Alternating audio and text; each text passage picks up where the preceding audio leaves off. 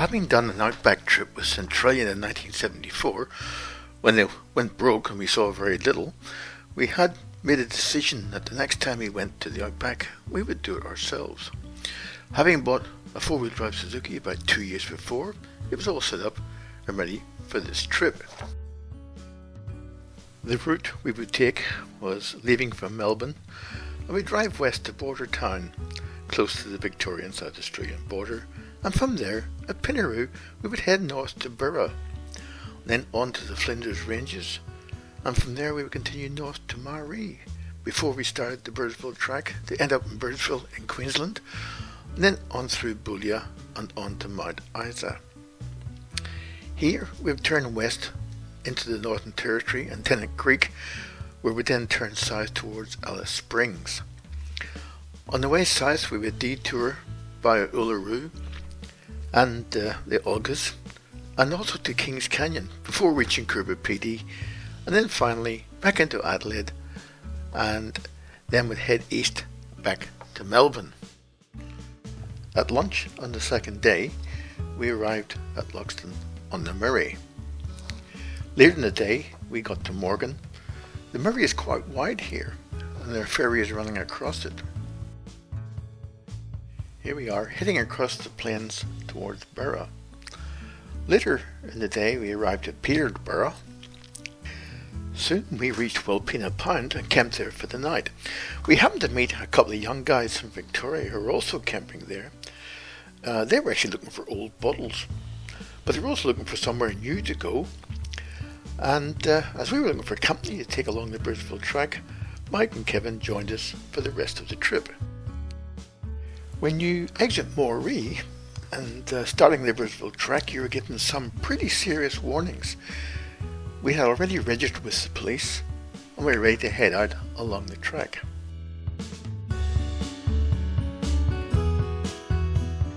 That evening we made good progress up the track. It was in pretty good order at this stage. What we weren't really aware of was that there was a detour in the track because of the water coming down into Cooper's Creek, and that we would have to go about a 60 kilometer detour to get there. We got to Cooper's Creek just on sundown. We camped just off the road close to where the ferry was operating. Because this was a highway, the ferry and the road had to be kept open. Some of the bars and Mike's roof rack didn't like the corrugation, so we spent some time that evening fixing them up. Next morning, the bird life awoke us very early. With the creek having lots of fish in it, it was great times for the birds. In this case, it was a flight of pelicans. After having a chat with the guys who ran the ferry, they took us across to the other side. Because of the narrow track of the Suzuki, one of the wheels had to run on top rather than along the ramp. It was a bit scary. Not a lot to see out here for a while, just the Giverstone. Soon we reached Bor, which is basically the halfway point of the track, but the second half was much more difficult than the first. It was so hot that we had to get back into the car to take this photo. Because of the detour, we'd used up a lot more fuel than expected, so about 80 kilometers out from Birdsville, we had to fill them up from our jerry cans. A couple of hours later, we arrived at the famous Birdsville pub. We had some rain while we were there. The remains of that can be seen next to, this is the old original nursing home. It was a New Year's Eve when we arrived, and there were several people in town. We spent the night at the caravan park, quote unquote.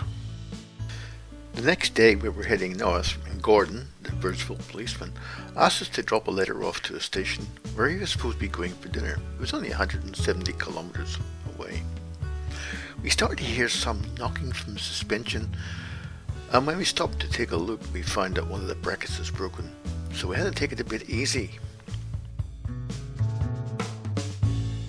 We started to get a bit concerned as this storm was crossing our path, and we had to get across some rivers so we get to Boulia for the night. When this storm arrived, it went completely black and it was hard to see the track as the whole area was covered with water, and it was very late when we arrived at Boulia.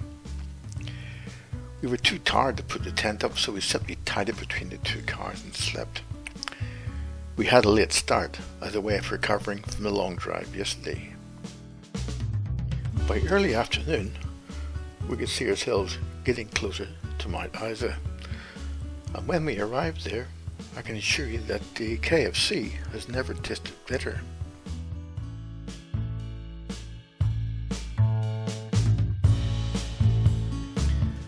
The next morning, we found a little engineering shop that was able to fix up new brackets for the back suspension. As promised, I would never have any more problem with that. From now on, we were heading west towards Tennant Creek, and this was us crossing into the Northern Territory from Queensland.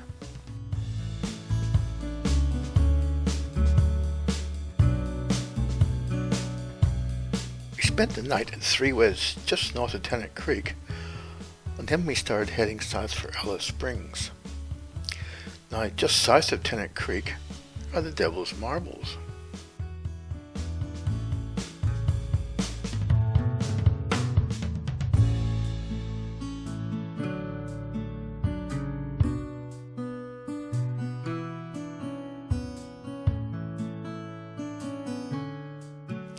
Coming down to Burra Creek, we stopped at the old telegraph station there, and some of the operators who'd worked there have been killed in fights with the natives.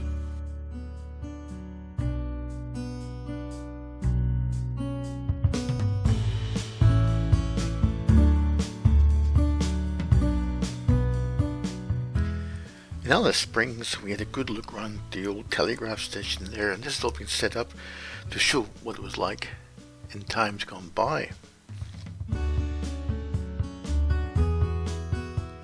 Alice Springs is not a huge town, and this photograph was taken from a lookout looking south to Heavy Tree Gap, where we were to camp.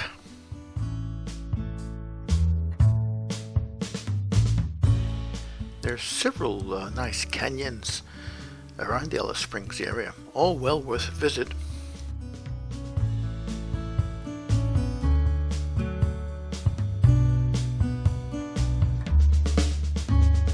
We went out to visit the memorial for John Flynn, the person who started the Royal Flying Doctor Service. Now, the rock on top was one of the Devil's Marbles, and it has since been returned to its home. We also stopped in at Pitchy Ritchie to have a look at some of the fantastic sculptures.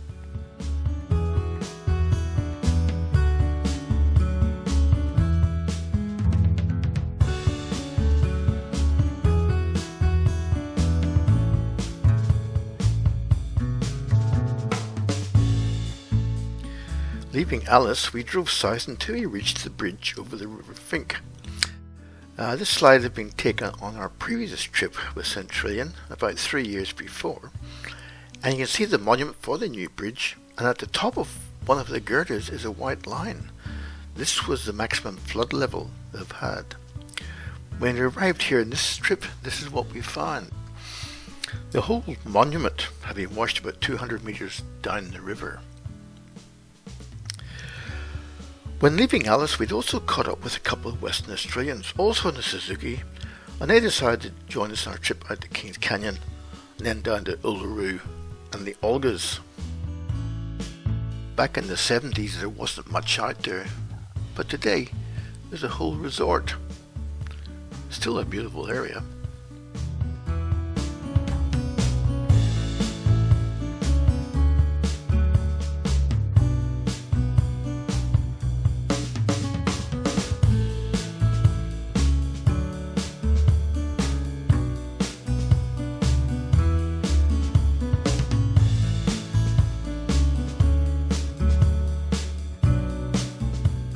Arrived at Uluru in the middle of a dust storm.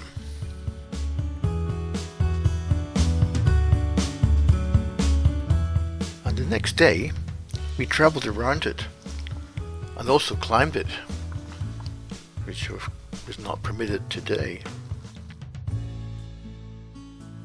At the campsite we also met with a young German guy, and he climbed it with us.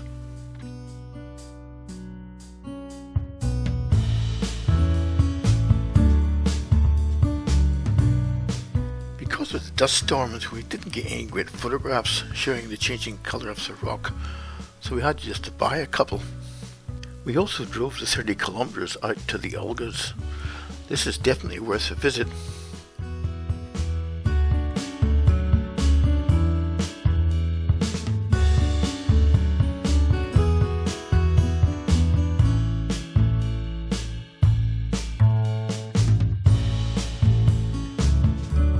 Heading south, we drove past Mount Connor and carried on across the South Australian border, and a couple of days later we arrived in Coober Pedy. We stopped there for a couple of nights at the campground, which is actually underground. Coober Pedy, of course, is best known as being one of the best opal mining towns. Another 2 days of travelling found us arriving at Port Augusta, back on the coast. From here was a day's trip down to Adelaide, and then another 2 days back to Melbourne. What a great trip!